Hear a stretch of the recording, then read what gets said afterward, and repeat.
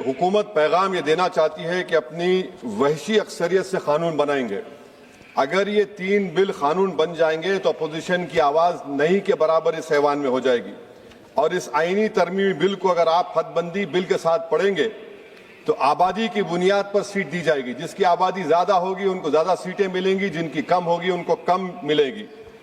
हदबंदी हर 10 साल बाद नहीं होगा सर, ना मरदमशुमारी की बुनियाद पर होगा, बल्कि हुकूमत फैसला करेगी कि हदबंदी होगी या नहीं। अगर होगा तो किस साल की मरदमशुमारी पर होगा। सर, मैं इलाका वादियत को नहीं मानता, ना उसको फ़रोग देता हूं, मगर हमारी आइन की तमहीद में फ्रेटर्निटी का लफ्ज़ लिखा गया, भाईचारगी का। ये बहुत अहम है हमारे मुल्क की इत्तेहाद और सालमियत को मजबूत करने का। ये तीनों बिल इस फ्रेटर्निटी के बरक्स का पैगाम देते हैं और काम करेंगे। हकीकत ये होगा सर कि शुमाल हुकूमत करेगा जुनूब पर, शुमाल खर्चा करेगा और जुनूब इसको फराहम करेगा। जुनूबी रियासतें मुल्क की GDP में 30% का हिस्सा होता है उनका, और 21% मुल्क का टैक्स रेवेन्यू जुनूब से आता है। 2022-23 साल में 3.46 लाख करोड़ का उनका हिस्सा था, और 19% आबादी है भारत में जुनूबी हिंदुस्तान की। जुनूब को गुड गवर्नेंस की सदा दी जा रही है। वजीर आजम कहते हैं कि जिसके बच्चे ज्यादा हैं, तो मगर ये तो झूठ था। मगर ये बिल अगर कानून बनेंगे तो सच हो जाएगा। सर, अगर आप 6 रियासतों को, बिहार, मध्य प्रदेश, यूपी, राजस्थान, गुजरात और हरियाणा को मिला ले, यहां पर सीट होंगी 392 और सिर्फ 34 सीट की जरूरत पड़ेगी हुकूमत बनाने के लिए। एक कॉन्फ्रेंस की माली इमदाद हुकूमत में की, उस कॉन्फ्रेंस में किसी ने उठकर कहा कि कैसे हम आईनी हिंदू राष्ट्र को हासिल करेंगे। अब पता चल रहा है कि गैर बीजेपी पार्टियों के नुमाइंदगी को डाइल्यूट करने से ही आप एक आईनी हिंदू राष्ट्र बनाना चाहते हैं, ताकि यूसीसी, लैंड जिहाद, हिंदी को लाजमी कर देना, बुलडोजर को आईनी तहफ़्फ़ुज़ देना। सर, डबल इंजन का सरकार, डबल इंजन सरकार क्या है? जादू, उसका जादू यह है कि इंजन शुमाल का होगा और ताकत जुनूब से आएगी। सर, नतीजा यह होगा कि जुनूबी हिंद के तमाम रियासतें अपनी आबादी बढ़ाने का काम शुरू कर देंगी। क्या यह मुल्क के लिए अच्छा होगा? तो तशवीशनाक होगा। सच्चर कमेटी ने अपनी रिपोर्ट में कहा कि मुस्लिम अक्सरियत कॉन्स्टिट्यूंसीज को रिजर्व कर दिया गया, और आसाम और कश्मीर इसकी जीती जागती मिसाल है। आसाम में 30 ऐसे असेंबली हल्क़े थे जहां पर मुसलमान जीत के आते थे, उसको 23 कर दिया गया। ये जेरीमैंडरिंग नहीं है तो क्या है? कश्मीर, सर, डुबरी बरबेटा में 60% मुसलमान थे, एक डुबरी कॉन्स्टिट्यूंसी बना दी गई, खत्म हो गया, आप कोई नहीं जीत सकता बरबेटा से। दूसरा मिसाल दे रहा हूं सर, अनंतनाग रजौरी का। कॉन्स्टिट्यूंसी शुरू हो रही है कश्मीर में कोई, और खत्म हो रही है जम्मू में, कोई रास्ता नहीं, कोई तहजीब का हिस्सा नहीं मिलता। सर, 2 एडमिनिस्ट्रेटिव डिवीजन अलग है। ये जेरीमैंडरिंग नहीं है तो क्या है सर? और सर, कश्मीर की आबादी क्या है? 56%, 35% कश्मीर की आबादी, सीट है 52.22। जम्मू की आबादी है 43.65, सीट में 47.78। ये जेरीमैंडरिंग है तो नहीं है तो क्या यही होगा?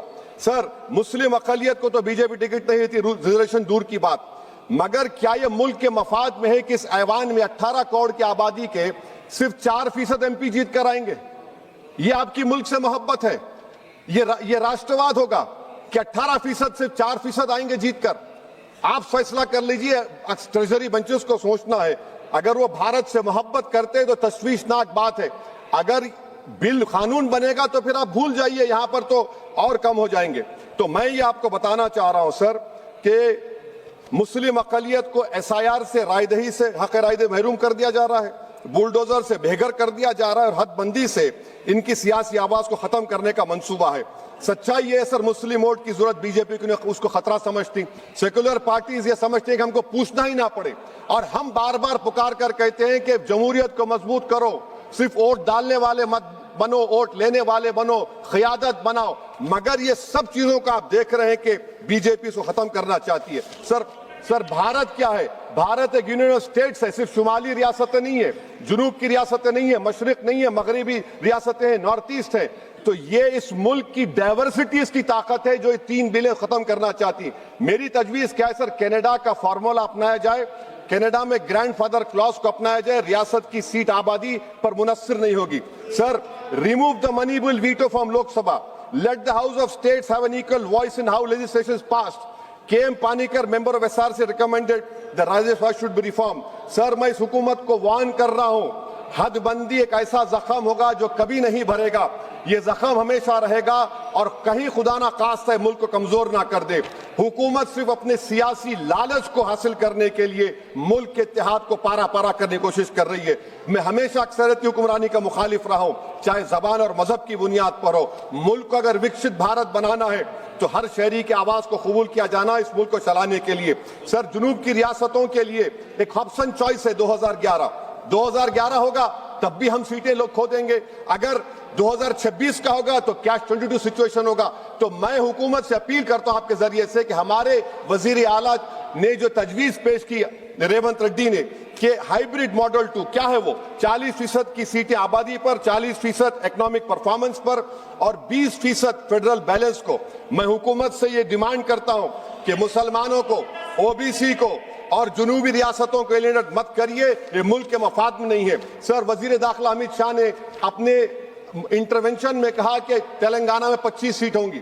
मैं हुकूमत से अपील कर रहा हूं, अगर आप वाकई में सच्चे हैं तो मैंने एक अमेंडमेंट मूव किया क्लॉज 3 बिल में कि I have given amendment provided nothing shall be done to affect the proportional representation enjoyed by each state as such proportion exist in the 70 house of people. आप support कर दीजिए उसको।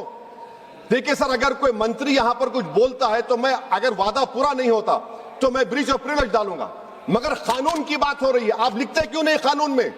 Right it in the bill that 50% would be there. आप नहीं लिखना चाह रहे। आप बोल रहे कि मेरी बात का भरोसा करो कि कौन जिया तेरे जुल्फ के शहर होने तक, हम तो खाक हो जाएंगे तुमको खबर होने तक। सर और आप एक बता रहा हूं सर, ये गवर्नमेंट क्यों ला रही है? ये इसलिए ला रही है कि, सुन लीजिए, the most important and effective step would be to bury and deep for all the talk of a federal structure of our country, constitution declare one country, one state, one legislature, one executive। ये किसने कहा? bunch of thoughts में mister गोलवाकर ने 1951 BGS का manifesto, conversion of the union of states into a unitary state। This is what is happening now with these 3 bills। Now please, so, I am concluding, sir, I am concluding that can this whole proceedings are being watched by the Muslim women who were raped in Muzaffarnagar, will they feel happy about it? Bilqis Bano is watching this. Has Bilqis Bano got justice? Zakia Jafri's family is watching this. Have they got justice? No. Please. That is why I conclude, sir, by reciting the share of what Rahat Indori said about this government.